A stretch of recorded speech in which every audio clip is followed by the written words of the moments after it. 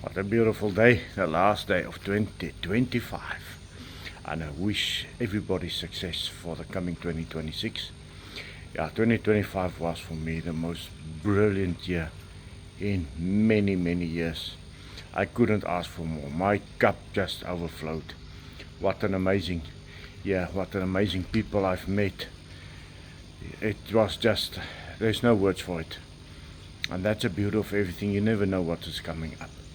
And 2026, I hope it will be even better. Always hopeful, pray each and every day, and hope for the best. And this is my wishes for you, for my family, friends, even those I don't know. I wish you for 2026 the best year you may ever have. Even if you had a 2025 like me, the best I've had in many years. And hope for 2026 even better. Even if it's possible, because it was amazing. And love is, yeah, I love life, and yeah, that is what life is about. Live life, love life.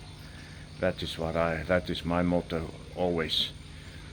Okay, so for you and for all your family, I wish you all the best for 2026. And may you be blessed, and may God have a blessing hand over you and your family to have the best 2026. And for everybody out there, be safe and take care of each other.